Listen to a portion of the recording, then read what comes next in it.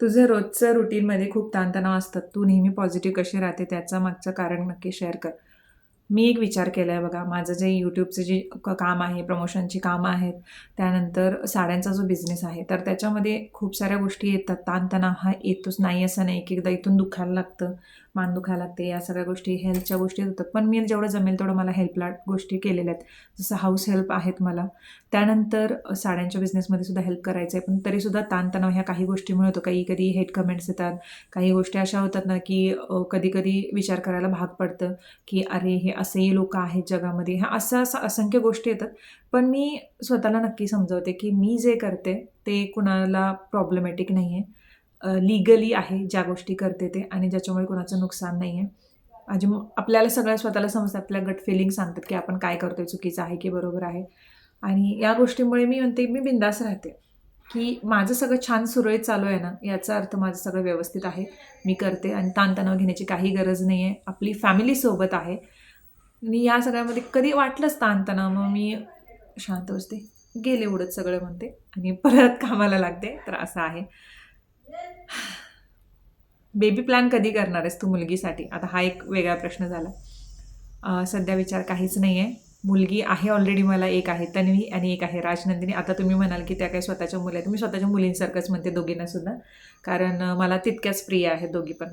Even आमच्या नयनची पण मुलगी आहे सिया. सिया पण खूप गोड मुलगी आहे. मला खूप आवडते. खूप छान बोलते. तर स्वतःचीच मुलगी असली म्हणजे आपल्याला मुलगी असेल असं नाही आणि कदाचित प्लॅन करेन की नाही माहीत नाही, पण तुर्तास तरी असं नाही. आज जवळपास तो व्हिडिओ मी बघितला होता ज्यामध्ये तू सांगितले होते माझ्या घरच्याने ॲडजस्ट करायला सांगितलं. तुला कोणतरी वाईट कमेंट केली बाथरूममध्ये भांडी घासते वगैरे, वगैरे. त्यावेळेपासून आम्ही तुझे व्हिडिओ पाहतो. अर्थात आम्ही ते खूप आवडतात. पण शंका नाही, आता तुझ्याकडे बघून मोटिवेट होऊन आम्ही पण चॅनल ओपन केलेलं आहे. तर आमच्या चॅनलसाठी तू काय करशील?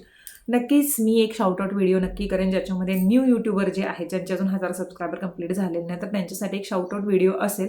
पण सगळ्या गोष्टी चेक करून नक्कीच करेन. कारण मागच्या वेळेला मी 150-200 चॅनलला शाउटआउट दिला होता. त्यातल्या खूप साऱ्या लोकांनी मलाच त्रास दिलेला आहे नंतर. त्यामुळे नक्कीच करेन. जे जेन्युइन आहे त्यांच्यासाठी सपोर्ट मी नक्कीच करेन.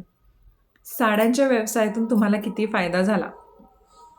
फायदा होतोय म्हणून तर साड्यांचा व्यवसाय करतेच आहे. आता किती फायदा झाला हे असं सांगू शकत नाही, की इतका झाला, इतका झाला. कारण तो बिझनेस त्यामध्ये जसे ऑर्डर येतात त्याच्यावरती डिपेंड असतं. त्यामुळे असं सांगू शकत नाही, की एवढा फायदा पण चांगला फायदा होतो. मेहनत खूप आहे.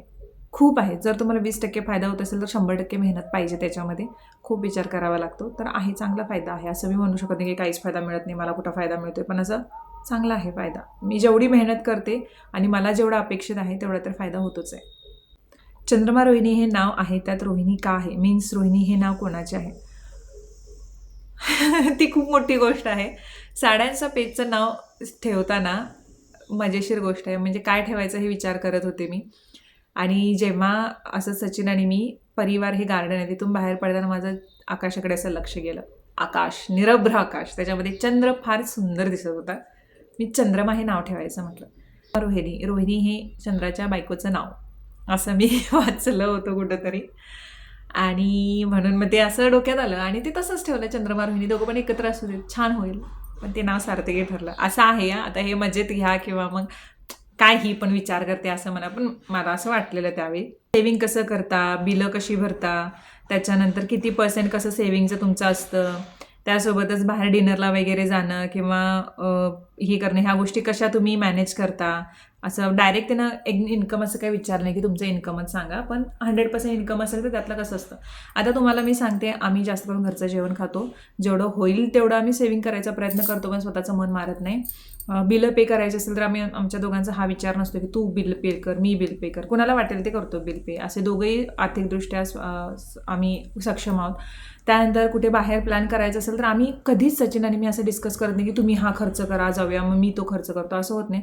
मी जर म्हटलं की मी तिकीट्स काढते म्हटलं तर ते पण जेवणाचं बघतात किंवा मग घरातला तर घर खर्चाचे आहे. सचिन मला दर महिन्याला एक 30-35 हजार रुपये घर खर्चासाठी पाठवतात. आत्ता पण पाठवतात ते विचारत पण आहेत की किती काय केलेस किंवा काय केलेस, कारण त्यांना माहिती आहे माझं घर खर्चाचं कसं असतं. त्यानंतर माझ्या ह्यानं म्हणजे आता जर त्यांनी घर खर्च देतात तर बाकीच्या ज्या गोष्टी लागतात, समजा बाहेरचं खायचं असेल किंवा काय असेल तर ते मी बघते किंवा कपड्यांचं वगैरे जे काय असेल तर ते मी बघते.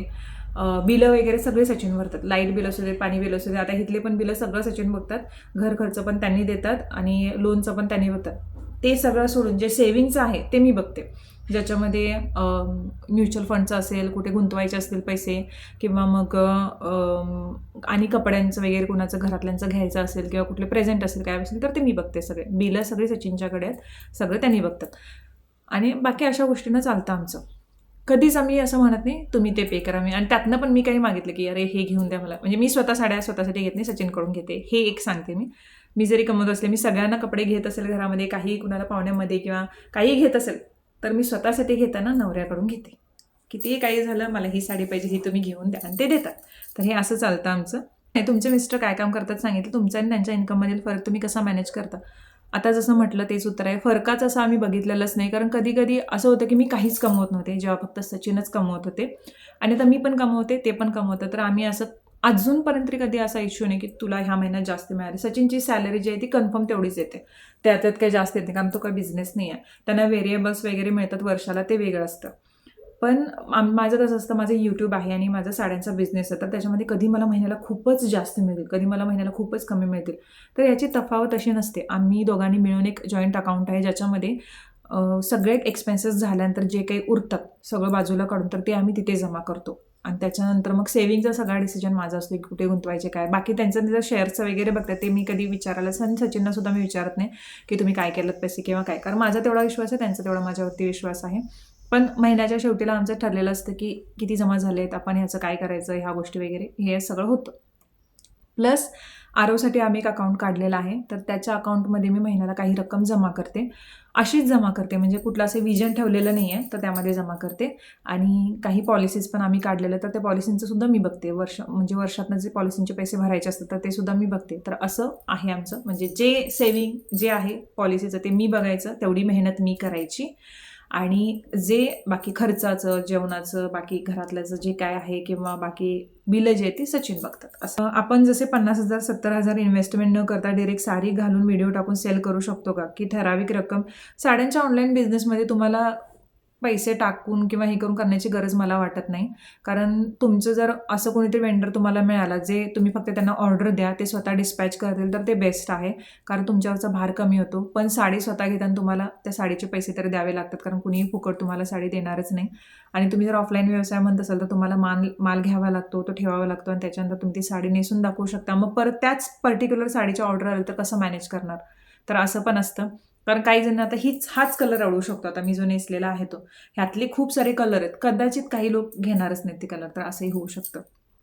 भिशी का सुरू करत नाही म्हणून एकट्याने विचारले. भिशी सुरू आहे माझ्याकडे, 1000 पासून स्टार्ट आहे भिशी, कारण साड्या ह्या हँडलूम असल्यामुळे खूप साऱ्या गोष्टी त्याच्यामध्ये येतात, म्हणून शक्यतो सगळ्याच साड्यांच्यावरती भिशी नाही आहे. महेश्वरी साडीमध्ये ब्लाऊज किती असतो, 80 सेंटीमीटर ब्लाऊज असतो महेश्वरी साडीमध्ये. थंबनेल कशावरती बनवते, थंबनेल हे ChatGPT बनवते मी. त्यानंतर फॅशनेबल ड्रेस कुठून घेतात, तर जे सगळे ड्रेसेस तुम्ही बघतात मिक्स अँड मॅच करते, ते टॉप एकीकडून घेतलेलं असतं, पॅन्ट एकीकडून घेतलेलं असतं, जॅकेट एकीकडून घेतलेलं असतं, ते मी मिक्स अँड मॅच करते. जास्ती करून माझे कपडे मिंत्रावरून असतात आणि सवानावरून असतात. शक्यतो मिंत्रावरती मला क्वालिटी भेटते, आणि आता समजलेलं आहे की कुठले ब्रँड चांगले आहेत किंवा काय नाहीत. जवळजवळ गेले 6-7 वर्ष मिंत्रावरून शॉपिंग करते, तर ते माहीत आहे. असं आहे. व्हाईट केसांसाठी काय उपाय केला. आता माझे केस जे आहेत ते ब्राऊन आहेत. मध्ये मी एक ब्राऊन कलरचा शेड निवडला होता मुंबईत असताना, आणि तो छान वर्क झाला. पण इथे आल्यानंतर काय झालं माहिती आहे, त्यांनी काय केलं की इथे मॅच करण्यासाठी इथे पण तो वेगळाच कलर दिला, आणि तो लिटरली ते प्लॅटिनम कलर कसा असतो, तर तसा सगळा. ऑलरेडी मला इथे ग्रे हेअर आहेत जास्त, बाकी कुठे नाही आहेत, की इथे स्टार्टिंगला हेअरलाईनला आहेत, पण आतमध्ये कुठे असे नाही आहेत एवढे. पण त्यांनी जो कलर केलेला ना, तर त्याच्यामध्ये ते काय वेगळंच झालेलं सगळं, म्हणजे काहीतरीच झालेलं सगळं. मग त्याच्यानंतर परत मी माझा जो बेस कलर आहे तोच निवडला, ज्याच्यामध्ये मला फक्त इथे ग्रे हेअरचा प्रॉब्लेम आहे जास्त, आणि इथे इथे इथे आहे. त्यामुळे जो नॅचरल आपला हेअर कलर आहे ते करूयात म्हटलं, तर हेअर कलर नॉर्मल जो आहे तो मी वापरते.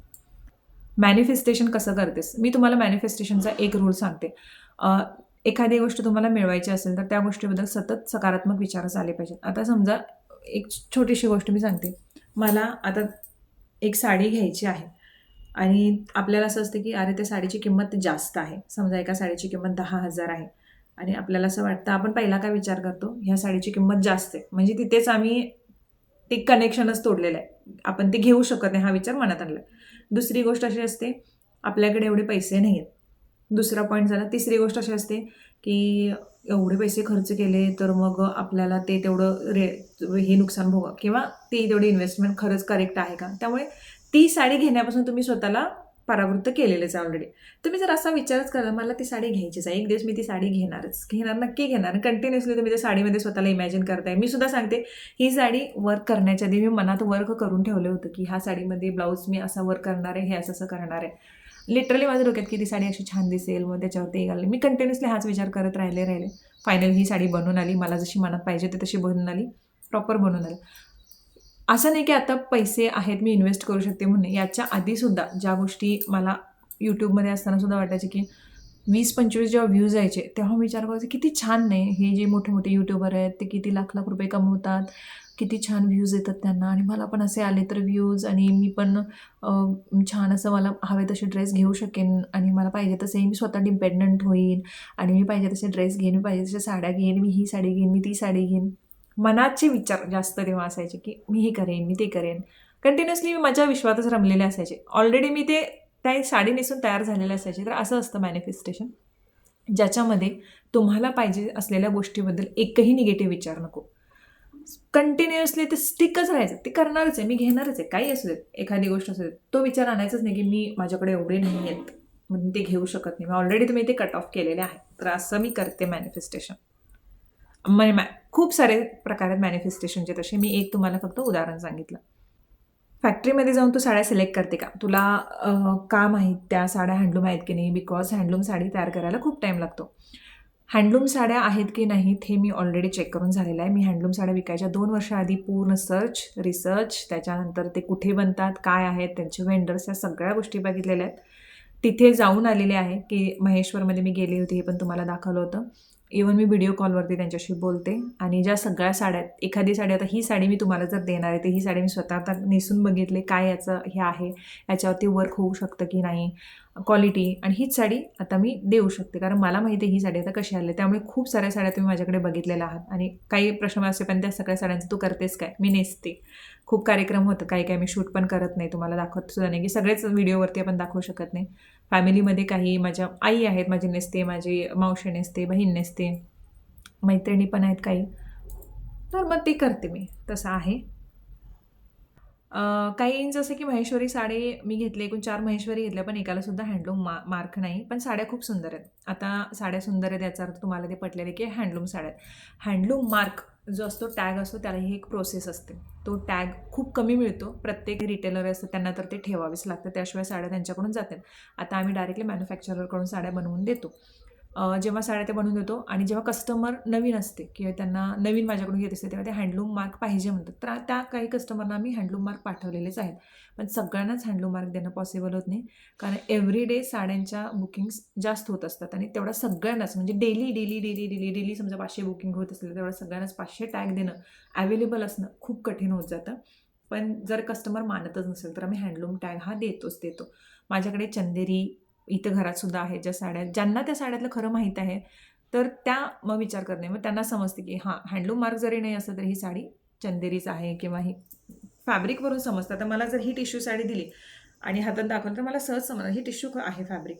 माहेश्वरीमध्ये जेव्हा डुप्लिकेट साड्या आहेत, त्या डुप्लिकेट साड्या हातात घेतल्यानंतर समजतात ही डुप्लिकेट आहे, कारण त्याचा बुट्टा, त्याची जी हातावरची विणण्याची जी पद्धत असते. आता एवढं तरी समजले, 3-3.5 वर्षाच्या याच्यामध्ये मला एवढं तरी समजले, 2 वर्ष रिसर्च, सगळी माहिती, आणि 1.5 वर्षाचा बिझनेसमध्ये, की मी जर साडी एखाद्याला डुप्लिकेट दिली किंवा हँडलूम मार्क नसताना डुप्लिकेट दिली साडी, तर मला काय भोगावं लागणार आहे मला माहीत आहे. आणि कस्टमर अजूनही एकही असं आलेलं नाही की महेश्वरी साडी डुप्लिकेट आली, किंवा एकही आलेलं नाही आहे माझ्याकडे, कारण ती मी दिलेलीच नाही आहे. हां, कदाचित असं आलं की धनश्री साडीचा कलर थोडासा वेगळा आला आहे, कारण डाय करण्यामध्ये याच्यामध्ये थोडंसं तफावत येते, किंवा एखादं चुकून डिफेक्टिव्ह जातो, शक्यतो होत नाही, कारण हातमागावरचं असतं, त्यामुळे कधी विविंगमध्ये मिस्टेक होते किंवा काय होतं. तरी आम्ही जेव्हा बघतो तेव्हा जेवढं जमेल तेवढं व्यवस्थित डबल चेकिंग करून पाडतो, पण एखाद्या वेळी राहू शकते, शेवटी आपण माणसं आहोत, मशीन नाही आहोत. ते कधी होतं, पण ते पण आम्ही चेंज करून देतो. आणि काहींना असा अनुभव पण येऊ शकतो की आम्हाला चेंज करून नाही दिली, किंवा सेमी सिल्क साड्या ज्यांच्या असतात, तर तेही आम्ही सांगतो की खूप गोष्टी आम्ही जेवढं होईल तेवढं ट्राय करतो, पण जिथे समोरचा वेंडर, कारण सेमी सिल्क साड्यांचे मॅन्युफॅक्चरर नसतात, वेंडर असतात जे मशीनवरती बनवून देतात, तर त्यांना आम्ही जास्त समजवू शकत नाही. जेव्हा मी साडी मॅन्युफॅक्चररकडून घेते, ज्या हँडलूम आहेत त्याच्यामध्ये मी भरपूर त्यांना हेल्प करू शकते, पण सेमी सिल्क साड्यामध्ये एवढी होत नाही. खूप त्रास घ्यावा लागतो ह्याच्यामध्ये, काय सांगू तुम्हाला. आता साड्यांचा बिझनेस असून काहींचा हँडमेड ज्वेलरीचा बिझनेस असतो. तर ज्वेलरीचा बिझनेस तुम्हाला सांगते, तुम्हाला त्यांनी बोलतात की ग्रोथ होतच नाही तर काय करू? मी सजेशन एक देईन की जे ज्यांचे चॅनल्स म्हणजे तुम्हाला ऑनलाईनमध्ये तर ते हे करायचं असेल तर तुम्ही खूप सारे जे हे असतात इन्फ्लुएन्सर असतात किंवा साडी ज्वेलरीचं त्यांनी प्रमोशन करत असतात त्यांना तुम्ही प्रमोशनसाठी बोलू शकता. कारण त्यांच्या थ्रू तुमची ज्वेलरी जर गेली तर खूप खूप लोकं ट्रस्ट ठेवतात जे नोन असतात. आता माझ्याकडे जे ज्वेलरी येते, आता ही ज्वेलरी मी स्वतः घेतलेली आहे आणि हे जे आहे ते मी एका पेजवरून घेतलेलं आहे. ही कानवेल याच्यासोबतच हे कानातले. पेज म्हटल्यापेक्षा मला वाटतं मी Myntraवरूनच घेतले. आता मी जर तुम्हाला सांगितलं की मी ह्या पेजवरून जे घेतलेलं आहे, तर तुम्ही काय म्हणाल धनश्रीने घेतलेलं आहे, तिनं वापरलंय, त्याच्यामुळे कदाचित हे चांगलं असेल, मग तुम्ही ऑर्डर प्लेस करणार. तर तसंच जे इफेक्ट देतील तसा चांगला तुमच्या ज्वेलरीसाठी, तर अशा लोकांशी कॉन्टॅक्ट करून तुम्ही तुमचा बिझनेस वाढवू शकता. तुम्हाला ऑर्डर्स एकदा चांगल्या मिळाल्या, एकदा कस्टमर बेस चांगला झाला, की तुम्हाला खूप साऱ्या ऑर्डर्स मिळू शकतात आणि त्याच्यामध्ये तुमचा जम बसू शकतो. Which cream you used and what to do to maintain hair like you? Make a video for other house queens.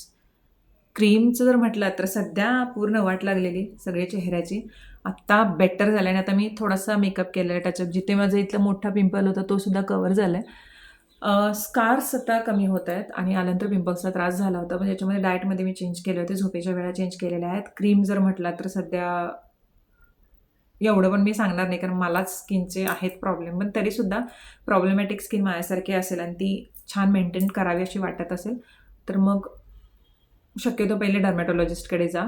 आता मला माझ्या स्किनबद्दल माहिती आहे की मला काय चांगलं आहे काय नाही. पण मी जर यूज करते असं तुम्ही विचारले तर मग मिनिमलिस्टचं सनस्क्रीन, मिनिमलिस्टचं मॉइश्चरायझर, OCVIची एक क्रीम आहे जी रात्रीच्या वेळी वापरते. अजून 1-2 गोष्टी आहेत त्या मी सांगितलेल्या आहेत. पण हे बेसिक आहे स्किनसाठी. घरसूपचं एक फेसवॉश आता चांगलं आहे जे ब्राईटनिंग इफेक्ट देतं, क्लीन करायला मदत करतं स्किन. पण हे पण आहे. स्किनाचं पण फेसवॉश आहे.